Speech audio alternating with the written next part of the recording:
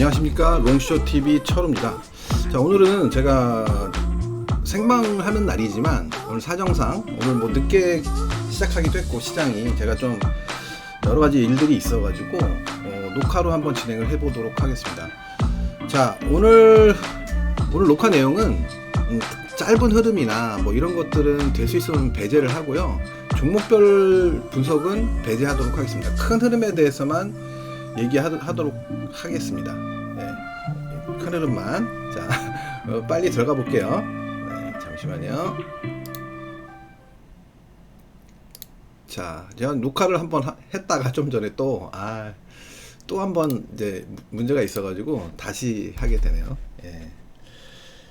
자, 화면 잘 보이시죠? 예, 뭐 이거 물어보나 마는데 제가 뭐 예. 자, 비트코인 오랜만에 이제 과거 흐름을 보는데요. 예, 이거 보시면, 자, 과거에 코인이 시작돼서 첫 번째 파동은 여기를 저점이라고 가정하면 500배가 나왔어요. 1번 파동의 고점 500배. 그리고 조종 2파 여기가 끝났고, 조종 3파의 고점은 129배가 나왔습니다. 129배. 그리고 나서 조정을 했고 4번 파동이 나오고, 물론 이제 4번 파동은 여기냐 저는 고민을 많이 했습니다만, 일단 뭐 많이들 적용시키는 이 자리로 다시 이제 오늘은 여기라고 가정을 하고 얘기를 할게요. 자, 그랬을 때 지금의 위치는 어디냐, 이제 두 가지로 해석을 할 수가 있는데요. 그렇다면 두 가지로 해석을 할 수가 있는데, 두 가지 어떻게냐, 여기 5번에 1번, 5번에 2번, 5번에 3번, 5번에 4번, 5번에 5번. 예, 이렇게 해석이 가능합니다. 자, 그러면 이렇게 계산을 하면 지금은 이 전체적인 큰 파동이 하나 끝나서 만약에 하락이 추가로 진행된다면 어디까지 내려올 수 있냐면 대략 한 3,000포인트 정도까지도 내려와도, 그러니까 3,000포인트가 아니라 3,000불까지 내려와도 전혀 하자가 없습니다. 전혀.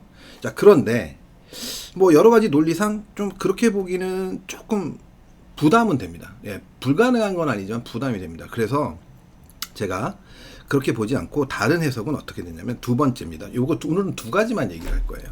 자, 그러면 똑같이, 자, 5번에 1번, 5번에 2번, 5번에 3번, 5번에 4번인데 여기를 5번에 4번에 A, B, C, 지금을 C로 보는 거예요. 그럼 지금을 C로 본다면, 왜 C로 보냐면 지난번에 여기가 이제 신고가 났었잖아요. 이제 불규칙 파동을 사실 인정 안 하는 사람들도 많이 있긴 하지만 저는 인정합니다. 저는 많이 봤기 때문에.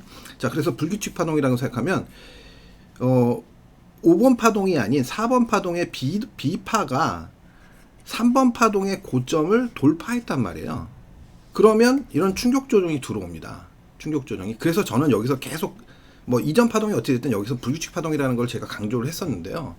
그러면 이 왼쪽 저점인 여기가 28,800이었잖아요. 28,800을 깨고 내려오는 거예요.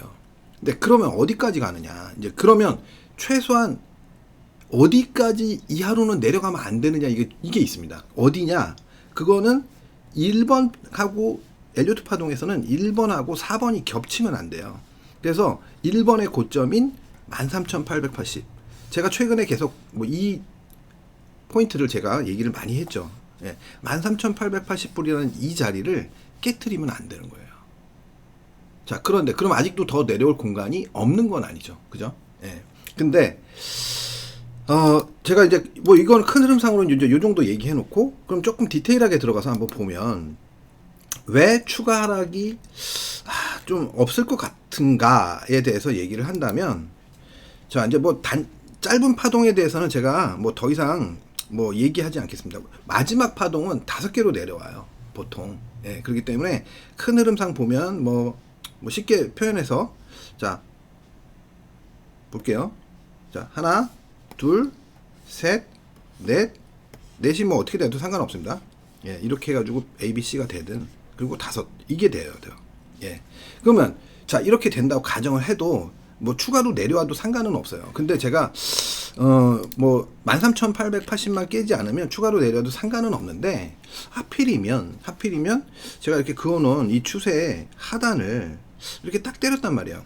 자, 문제가 있었던 건 제가 뭐라 그랬었어요. 이때 당시에. 이 위로 간 다음에 하자. 이 위로 올라간 다음에 하자라는 얘기를 제가 굉장히 강조를 했었죠. 근데 이 위로 못 올라가고 이 추세에 되돌림 주고 확 빠졌잖아요. 그죠? 마지막으로.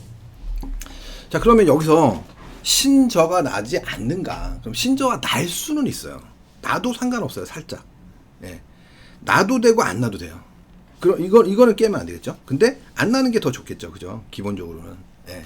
자, 그런 논리가 성립이 되고, 제가 중요한 거는 뭐냐면 이 라인을 여기서 돌파한 이후로 지금 여기서도 지지를 받았다고 볼 수 있고, 그 다음에 옆으로 밀어냈었다가 지금 여기를 맞고 떨어졌는데, 여기가 만약 이 트렌드가 안 깨진다, 희한하게 예? 정확하게 여기서 저점을 찍었기 때문에 이게 안 깨진다고 가정을 한다면, 제가 생각했을 때는 여기서 뭐 좀 조정을, 좀 시간 조정을 더 길게 할 수는 있겠지만, 뭐 과연 이게 꼭 뭐 혹자들이 얘기하듯이 깨고 내려와야만 될 것인가, 예, 그렇게 해석을 해야 될 것인가. 아무리 지금 코인 시장이 어마어마한 악재들로 가득 차 있는 그런 상황이지만 그렇게 해석하는 것이 맞을까?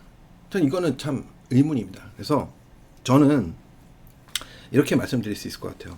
일단 13,880은 이 시나리오 두 개 중에 아까 말씀드렸던 월봉상으로, 자, 시나리오로 다시 볼게요. 첫 번째 시나리오, 5개의 파동이 다 끝났다. 5개의 파동이 다 끝났다. 그러니까 5번이 끝났어. 엔드야. 예? 예. 엔드가 됐을 경우. 그리고 두 번째는 5개 다 안 끝나고 4개만 끝나고 지금 4번 중일 때, 4번에 B파, 아니 C파죠. B파 끝나고 C파를 진행하는데 이게 불규칙 파동이야. 불규칙. 글씨 못 쓰네요. 예. 불규칙 파동입니다. 그런 이제 전제를 하고 얘기할 수 있어요. 그러면 그 전제라면 지금 거의 마지막 마무리권에 들어가 있다고 볼 수 있습니다. 보통 시장은 그래요. 제가 이제 한 28년, 29년 거의 다 돼가는데, 또한 시장 경험해본 결과 거의 대부분 굉장히 악재가 뭐 나올 대로 나와서 심리가 아주 피폐해지고 주가도 어마어마하게 빠지고 이랬을 때 시장은 뭐 저점을 찍죠. 그죠? 제가 작년 맞나요? 예. 자, 어쨌든 뭐 작년인가 뭐 좀 정확하게 모르겠는데 기억이 안 나는데, 어쨌든 28,800을 찍을 때도 그랬어요. 사람들이 되게 안 좋게 막 굉장히 얘기했을 때 저는 아니다 라고 얘기했습니다. 깨면 문제가 있었는데, 28,800을 깨면 문제가 있었는데 거기 깬 다음에 생각하자라는 얘기를 제가 굉장히 강조를 많이 했었어요. 자, 근데 결국 안 깨고 올라갔죠. 예, 69,000까지. 자, 그랬던 것처럼 지금도 사실 장담할 수는 없지만 13,800 이왕 지금 15,000까지 15,500까지 찍었잖아요. 그럼 최소한 13,880 그거까지 예, 그냥 거기까지는 견뎌보자라는 거죠. 물론 이제 코인 종목에 따라서 알트코인들은 거기만 내려가도 충격이 클 수는 있어요. 예, 하지만 어찌됐든 제가 생각했을 때는 조금 견뎌볼만 하지 않을까, 이런 생각이 듭니다. 아시겠죠? 무슨 말인지? 잠시만요. 잠깐 녹화를 살짝 중단.